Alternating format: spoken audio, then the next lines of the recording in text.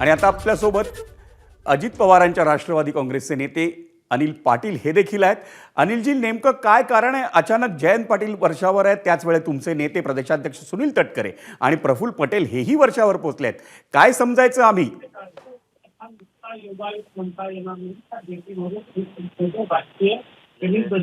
साहेब कशामुळे गेलेले आहेत, तटकरे साहेब कशामुळे गेलेले आहेत, किंवा त्यांचं वैयक्तिक काही त्या ठिकाणी काम आहे का, किंवा पक्षाचा काही त्या ठिकाणी चर्चा होणार आहे का, या सगळ्या गोष्टी आत्ताच अंदाज बांधणं कठीण आहे. कारण जोपर्यंत या सगळ्या चर्चेची माहिती परिपूर्ण आमच्यासारख्यापर्यंत येत नाही तोपर्यंत आत्ता काय कारण याच्यावर कयास लावणं चुकीचं ठरेल.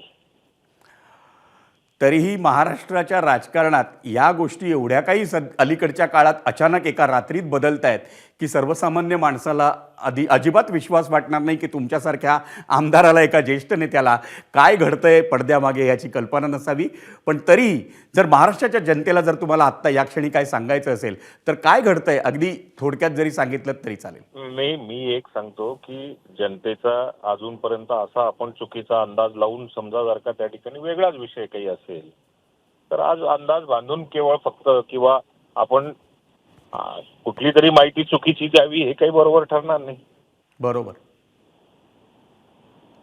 पण अनिलजी, काही गोष्टी अशा घडत आहेत की एकदम हे अचानक असं कसं काय होतंय असा प्रश्न सर्वसामान्य माणूस, सर्वसामान्य मतदार म्हणून आम्हाला पडतो. म्हणजे काल अचानक कोणीतरी माजी राष्ट्रीय सचिव सच्चिदानंद सिंह हे सुनेत्रा पवारांच्या अध्यक्षपदाच्या निवडीला आक्षेप घेतात. मग आज अचानक जयंत पाटील यांनी 1-2 दिवसापूर्वी आमदार आणि खासदारांची त्यांच्या पक्षात बातचीत केली आहे, ते वर्षावर पोचतात. प्रफुल्ल पटेल आणि सुनील तटकरे हेही पोचतात. या सगळ्या गोष्टींची जर सांगड घालायची तर काहीतरी त्याच्यातनं नक्कीच निष्पन्न होत असेल असं वाटतंय. समजा जर का या सगळ्या गोष्टी माध्यमांमधनं आपणच दाखवत होतो आणि आपणच दाखवल्यामुळे आपल्याला सगळ्या गोष्टींची कल्पना होती की मागच्या काही दिवसापासून काय काय चर्चा चाललेली आहे.